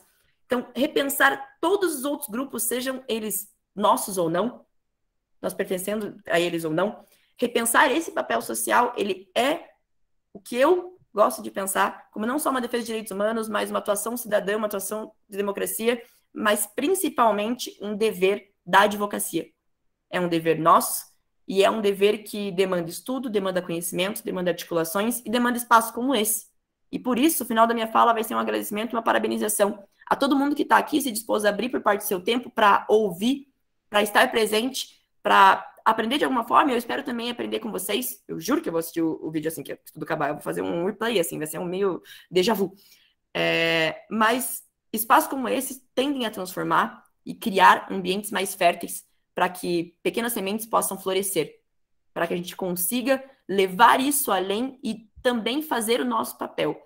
Eu acho que é muito menos sobre reconhecimento e muito mais por e eu espero que isso aconteça, que eu possa um dia olhar uma atuação de algumas e alguns de vocês e usar isso como exemplo dentro de sala de aula, usar isso como exemplo em um outro tribunal, ver essas conquistas e essas vitórias como vitórias nossas. E por isso, para mim, é uma honra ter recebido o convite, é uma honra ver um evento como esse sendo feito, e é uma honra estar ao lado de todas, todos e todos vocês. Muito obrigada. Maravilhosa a sua fala, maravilhosa, Naomi, cheia de esperança também, Naomi. Cheia, porque quando você traz o que a gente tem ainda muito que fazer, muito ainda a caminhar, quando você traz a interseccionalidade, quando você diz para a gente, vamos estudar, vamos nos empoderar dessas ferramentas, também é uma fala de esperança, assim eu vejo, né? E teve uma parte que você falou de que a gente está lutando contra a maré, então me vem muito assim à mente, aquele, sabe o peixinho que faz a piracema? Né? Então o rio ele está forte, ele está violento para baixo e o peixe ele vai ali até ele para fazer a desova. Ele chega todo ralado, chega todo estrupiado lá em cima para fazer a desova, mas ele chega. E acho que de uma forma brincalhona, quebrando o decoro também, que é esse convite que você fez, eu vejo a gente assim, a gente chega e a gente está avançando. Então, assim, são 3 falas fortes, esperança, assim, estou muito agradecida por vocês estarem aqui. Eu acho que é para a gente ver e rever algumas falas e para introjetar tudo isso e seguir essas falas de vocês. Eu sinceramente, meu muito obrigado e muito obrigada em nome da comissão. A doutora Suzana, ela vai ler os comentários, perguntas que estão no chat, e aí, se vocês quiserem fazer as considerações finais, e também vocês têm os outros afazeres, os horários, né? Então, doutora Suzana, a senhora pode fazer... Suzana, né? Já quebramos o decoro, já... Su, pode ler, por favor, os comentários. Muito obrigada.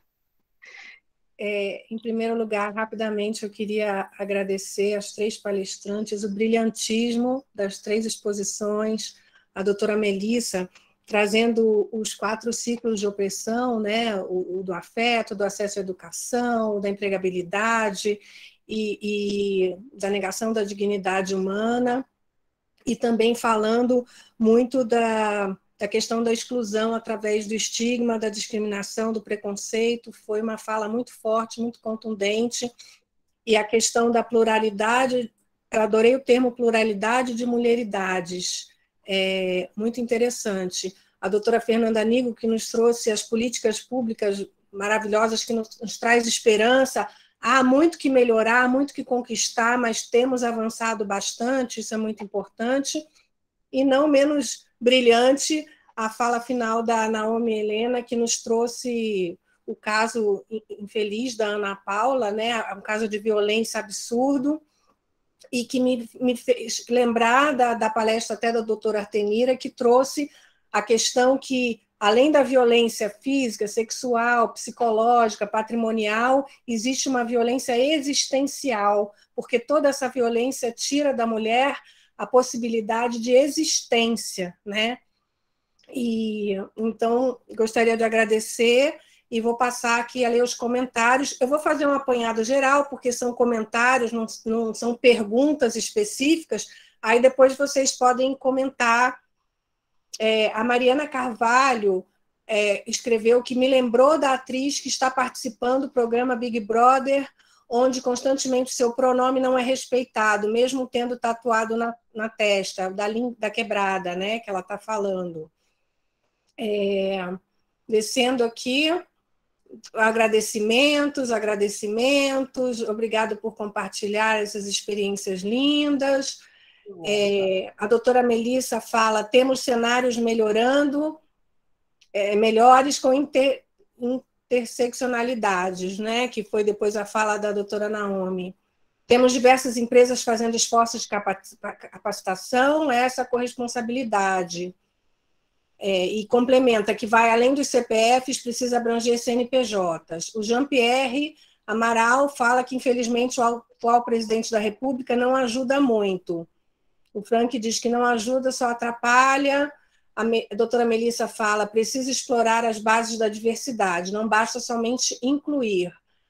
A doutora Ivone fala que levar nossas falas para onde não alcançamos, precisamos muito dos aliados. A doutora Dione, verdade, falar para que todos possam ouvir, né? Doutora Melissa, é necessário um além da inclusão, necessário pilares que passem por aculturamento das lideranças, canais de denúncias imparciais, políticas estruturadas. A doutora Cláudia fala que tem dias que fica cansada dessa situação, de pregar para convertidos. Ainda assim é preciso falar, falar, falar e falar. É necessário criação de ambiente seguro, diz a doutora Melissa. Comercial de retratação em TV, a doutora Ivone fala. A doutora Cláudia complementa que a fala da Fernanda foi maravilhosa, muitos elogios. Deixa eu ver se tem mais alguma pergunta aqui no final. A doutora Melissa complementa, socialmente ainda temos corpos que importam e os corpos LGBTI com sua interseccionalidade não são respeitados. Vivemos uma sociedade preconceituosa, patriarcal, que quem manda é o homem branco e rico, diz o doutor Jean-Pierre.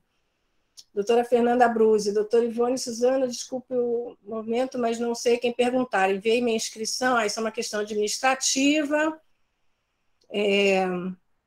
Enfim, deixa eu ver aqui, mais elogios. O Jean-Pierre pergunta, doutora Naomi, inteligentíssima, o que a doutora acha do preconceito e violência contra trans numa sociedade conservadora e fascista? Excelentes palestras.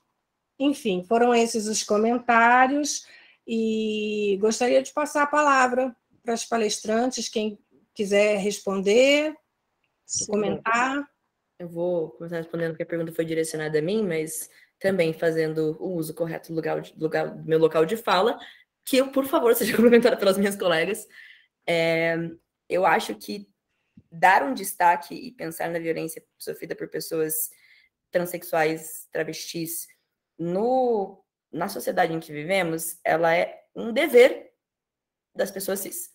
Então, reconhecer a situação de vulnerabilidade dessas pessoas é a única coisa que vai nos permitir agir como aliadas, aliados e aliades, para que isso seja levado a sério. O que eu quero dizer com isso? Ok, transfobia, no geral, agora é crime, pela lei de racismo. Está dentro da ideia de LGBTfobia, ou homotransfobia, no termo específico utilizado na ADO 26, e deveria ser imprescritível, inafiançável, deveria ser uma das coisas de maior relevância a partir da nossa perspectiva constitucional. Eu nunca vi uma pessoa ser presa. Primeiro, eu nunca vi uma pessoa ser condenada, oficialmente presa, a partir da lei de racismo, se não for um caso de antissemitismo, se não for contra judeus. Então, a lei de racismo do Brasil, ela tem um histórico de ser efetivada principalmente em discriminação contra pessoas judias.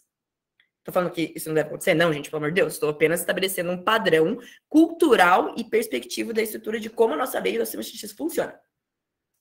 Eu acompanho poucos casos de transfobia que foram levados até a justiça e que escreviam ali, estava dito transfobia, que não era apenas considerado um mero assassinato, ou que ainda, se fosse colocado como, e aí eu uso mero simplesmente para colocar individualmente, por favor, não leve no sentido de, é só matar alguém, faço isso todo dia. Não. Nem mesmo colocar como motivo torpe, que o motivo daquele assassinato foi a identidade de gênero daquele indivíduo, isso não é levado até o tribunal. Então, como agir e como reconhecer a transfobia e o assassinato, a execução de pessoas trans numa sociedade que não valoriza essas vidas? Nós temos que entender que o Brasil, e suas 200 milhões de pessoas, está num contexto de ser um dos países que, isso eu não sei o último dado, mas eu diria que nos últimos que eu tinha visto, era o país que mais mata pessoas trans, principalmente mulheres trans travestis, no mundo. E eu não sei se isso pode ser algo colocado por alguém de uma forma só esquecida, mas é uma vergonha. É uma vergonha que nós tenhamos isso como um fato e que, mesmo tendo como um fato, nós não tenhamos uma resposta pública, do poder público, à altura. Imagine. Nós também estamos ali numa grande competição sobre matar mais mulheres. Mas imagine se colocassem que o Brasil é o país que mais, sei lá, tem corrupção no mundo. nossa, nós teríamos aí passeatas, tal qual 2013, diariamente. Porque às vezes parece que o dinheiro vale mais do que a vida. Mas o meu pensamento, e aí vem uma perspectiva do que a gente pode fazer para mudar esses fatores, é como nós vamos conseguir traduzir o nosso discurso, e isso eu acho que é uma ferramenta muito importante quando a gente sai do universo jurídico, então sai de utilizar esse tipo de ferramentas, como eu faço, dei o exemplo da interseccionalidade, como nós podemos traduzir para as pessoas do dia a dia que essas vidas importam. Não é esperando que aconteça um caso tal qual o George Floyd, que as pessoas compartilhem um quadradinho preto na sua timeline. A gente precisa ter medidas efetivas para pegar na ferida das pessoas e atuar numa construção social e cidadã de enfatizar o óbvio. Essas vidas importam, essas pessoas não é justificável que elas sejam expulsas de suas casas, que elas sejam discriminadas no colégio, que elas não terminem a educação formal, que elas não consigam estar nas universidades, que elas não consigam emprego simplesmente por ser quem elas são. Ou ainda, em um segundo caso, amar quem amarem. Eu acho que nem mesmo o discurso religioso mais, eu digo no geral, falso, porque ainda o discurso religioso cristão hegemônico deveria falar sobre amor, mas nem mesmo o discurso religioso mais falacioso e artimanhoso consegue defender a morte, e talvez essa seja uma ferramenta válida para nós politicamente, defender a vida, e defender a vida dos seres humanos, e talvez disso montar dentro da cabeça das pessoas uma armadilha, construir eu não sei como é que vocês fazem quando vocês vão para jantares de família, Natal e etc. Mas eu tenho um esforço contínuo de construir armadilhas na mente das pessoas e mostrar como o próprio argumento de defesa da vida, defesa de valores, defesa de uma moral, defesa de qualquer coisa, uma hora vai contradizer com o ódio que elas sentem enraizado, com essa perspectiva estrutural de discriminação. E tem funcionado. E da mesma forma como funciona no dia a dia, com familiares, com pessoas próximas, eu acredito que é a única estratégia para funcionar com pessoas mais distantes e também a estratégia para funcionar no sistema de justiça. Mas, para isso, nós precisamos estar sempre atentos ao fato de não esquecer e não deixar que apenas pessoas trans, apenas travestis e transexuais falem na defesa de quem são e na defesa de suas próprias vidas. Se nós não estivermos juntas, juntos e juntos, nosso papel é em vão, e aí toda a minha fala aqui, ela acaba sendo só mera retórica, simplesmente para aparecer, e isso está muito longe de ser o que eu acredito que a gente quer coletivamente. Mas, por favor, gente, não me deixe falando sozinha.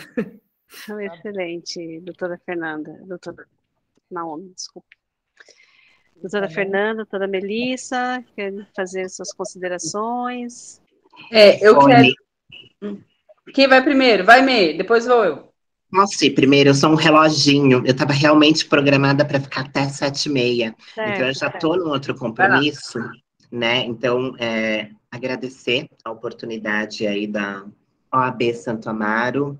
Fizemos 3 discursos distintos. Eu me encontrei muito com a doutora Naomi nas nossas dororidades ancestrais e de corpos dissidentes, né? Ali levamos entoadas bem parecidas. Doutora Fernanda, muito obrigada, né? Na verdade, trouxe aí esses fortalecimentos que as ações afirmativas e todos os programas podem proporcionar, né? Mas eu encerro hoje a minha noite falando que pessoas como eu, trans e travestis, nós ainda estamos num labirinto espelhado escuro, né? Sem muito norte, e atrás tem alguém atirando na gente, né? Então, ainda somos assassinadas com corações arrancados, sem as oportunidades, né? Oportunidades estão surgindo, mas enquanto nós tivermos evento morte, evento assassinato contra as nossas corporeidades, a gente precisa de um trabalho para ontem, né? Essas ações, as respostas precisam ser para ontem, elas precisam ser muito rápidas. E mais uma vez, não podemos permitir a exclusão de qualquer grupo que seja. E aí, pelo grupo das mulheres trans e travestis, com todos aqueles números que eu trouxe para vocês, eu peço que vocês estendam a mão de vocês para que a gente possa estar no mesmo movimento. E a gente só consegue vencer pela coletividade. Tá bom? Desculpa sair, assim, super corrida. Tá bom, Ivone? Desculpa mesmo. Eu estava com programação de até 7h30. Tá ótimo. Para vocês. Muito obrigada. Eu tô aqui no outro, mas eu tô ouvindo, tá? Obrigada. Obrigada, Mel. Doutora Fernanda. Eu quero agradecer o convite. Acho que foi muito interessante a palestra, foi muito bom ouvir as falas potentes das minhas amigas. Foi um prazer conhecê-las, eu não as conhecia. Conheço a Aliança Nacional, conheço pessoas que formam a aliança, e foi um prazer te conhecer, Naomi. Cláudia estava querendo ser sua mãe, eu estou querendo ser sua melhor amiga, entendeu? Vamos ver se a gente consegue. E aí, veja só, eu acho que hoje, com tudo de potente que isso nos mostrou em um pouquíssimo tempo, eu acho que a gente podia mudar a pergunta. Se no comecinho a gente fez até quando, eu acho que agora a gente poderia indagar por quê? Né? Por quê que as violências acontecem? Se a gente não pede nenhum direito a mais e nenhum direito a menos. Por quê? Né? Então, eu vou deixar a indagação e vou só agradecer. E vou, novamente, fazer o convite para o OAB Santo Amaro de que o Centro de Cidadania LGBT ali de Santo Amaro está aberto. O portão é bem grandão, a casa é bem grandona e cabe um monte de gente. Vem, Naomi, vem conhecer. Você também, Mê? Até mais, gente. Naomi, como eu quero ser sua mãe, você vindo para São Paulo, você fica hospedada na minha casa, que eu tenho um quarto privado, tá? Gente, pode deixar que eu vou, assim, vocês não falem muito, que daqui a pouco eu já pego um ônibus e dou uma viajadinha aí para visitar. E aí tem que ir na casa da melhor amiga. Mas eu sou, dentro de todo esse contexto, eu sou privilegiada, porque minha família é de Curitiba, então quando eu for visitar mames, com certeza a minha família vai tomar um café com a Naomi, viu, Naomi? Gente, a Ivone, ela tá voando, assim. Lá em Santa Felicidade, né, Ivone? Já descobri. Isso, tá no Madalosso. Gente, quem vier para cá, por favor, me manda mensagem, eu vou levar vocês nos melhores lugares. Mas eu gostaria de contar para vocês. A Ivone pegou e falou, me indicaram, vou chamar você para uma palestra e tal. E às vezes quando indicam, eu fico na sensação que as pessoas não sabem o que será de mim. E aí deu 2 segundos, juro, mentira, deu 20 minutos, que era o tempo mais ou menos, ela mandou mensagem de novo falando, acabei de assistir sua palestra num vídeo, e ela tinha assistido um TED que eu acabei conseguindo fazer aqui pela UFPR, e ela veio toda animada a conversar, falar que era de Curitiba. Eu falei, ok, eu acho que essa vai ser uma palestra legal, assim, pessoas engajadas, então eu tô realmente muito feliz de ver as pessoas com a câmera ligada, conversando, querendo me adotar. Ai, que bom, que bom. Você foi a indicação da doutora Heloísa Alves, né? E ela, pela Aliança Nacional, enfim, participou em algum evento, mas fiquei muito feliz da sua participação, né? Acho que esse formato online, ele permite isso, né? Essa troca, as distâncias ficam encurtadas, né? Isso é muito bom, todo mundo tem a ganhar. Gente, eu sei que não é um foco, mas eu preciso só fazer uma coisa. Eu preciso, porque eu sinto que isso é encorajador, parabenizar a participação dos homens aqui hoje. De verdade, são poucos eventos que falam sobre mulheres, violência contra mulheres e sobre esses temas, e que eu vejo participação de homens. Então, muito obrigado pela presença, parabéns, e que isso se multiplique. Tá certo. Doutor Fante, então ela passou a palavra para o doutor, né? Agradeço a Naomi aí pela último painel da noite. Realmente, para nós, né, é importante que a gente falou no começo que aqui em Santo Amaro a gente tem como pauta, né, o assunto, então a gente debate. Eu fico muito honrado e orgulhoso de ter as nossas colegas aqui, a Ivone, a Cláudia, a Suzana, o Ricardo, que eu não sei se está aqui na sala ainda, mas enfim, a comissão que durante 3 anos na gestão anterior da então nossa presidente Lisandra, que também é uma defensora ferrenha de todas as pautas, né, especialmente a da noite hoje. Então, para mim é muito orgulho dar continuidade a esse trabalho, e como eu falei, brinquei com a Ivone no começo e com quem estava, aqui no CEP 047, 057, 058, a pauta está sempre aberta à discussão, e a gente tem que falar, tem que cutucar a ferida, porque só assim a gente vai conseguir, como a Fernanda falou, né, mudar a frase até quando do porquê, né? Então, isso é o nosso objetivo. E juntos aqui, independente do local que nós estamos no país, a Naomi está em Curitiba.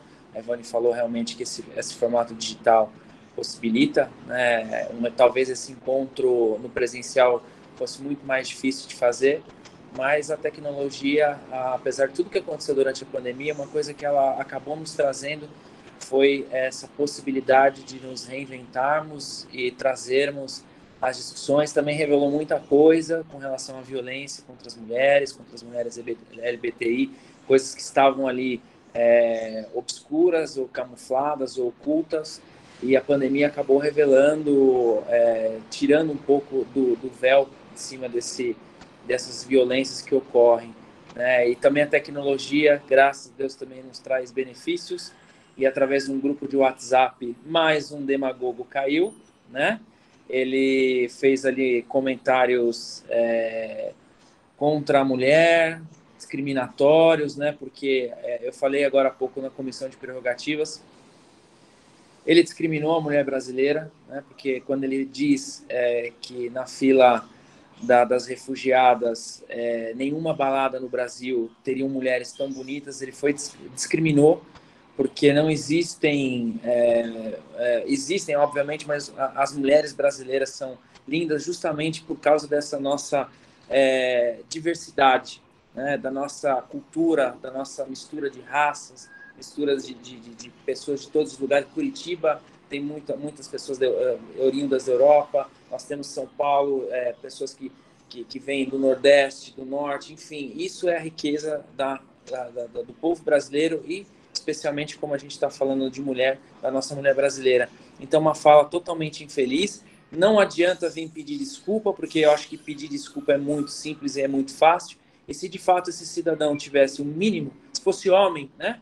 Homem, ele pediria a renúncia do cargo, porque a única desculpa que a sociedade aceitaria seria abrir mão de ser um representante do povo, né? Que na verdade ele não é, porque ele não representa ninguém, ele não representa os homens, ele não representa o povo brasileiro.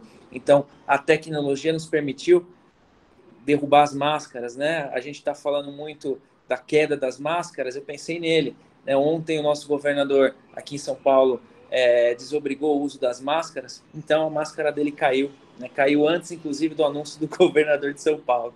Ele foi fazer o comentário infeliz no grupo de WhatsApp, e isso trouxe aí à tona mais um ato absurdo, e que eu tenho certeza que o povo não vai esquecer, as mulheres não esquecerão, e eu tenho certeza que ele vai ser cassado. E a carreira política, eu vi até um comentário, né, que as pessoas nunca viram alguém ir para a guerra e morrer sem levar um tiro. Então foi exatamente o que aconteceu. Esse cidadão morreu politicamente indo para a guerra sem levar um tiro. E que assim seja, e que pessoas como essa né, deixem de estar no nosso convívio, e especialmente ocupar cargos de liderança, porque a gente precisa de pessoas que realmente deem um exemplo e que representem aquilo que é o nosso povo e aquilo que é a nossa sociedade. Então hoje foi mais um evento que é enriquecedor, que nós temos a sorte de estar aí eternizado no nosso canal do YouTube. Então quem quiser assistir 102 Santo Amaro vai estar disponível, e para mim foi realmente mais um motivo de honra participar com todas vocês, todos e todas aqui neste evento. Então muito obrigado, Naomi, e Curitiba está muito bem representada com você aqui no nosso evento. Muito obrigado. Então, pessoal, Ivone, cabe a você falar o The End. Eu estou aqui, a minha cabeça, quando eu participo desse painel, a minha cabeça, ela fervilha, né? Acho que a maioria aqui é assim, fervilha de ideias, de a gente precisa fazer, enfim. Mas quero novamente agradecer a todos vocês, agradecer a participação de todos nesse painel, aos chamamentos para a gente pensar e para a gente agir. Acho que esse foi o recado, né? Então, seguindo aqui o protocolo, vamos encerrar com o protocolo, né? Em nome da OAB Santo Amaro, a gente encerra por hoje a nossa discussão, né? A nossa palestra. Boa noite a todos. Gratidão a todos.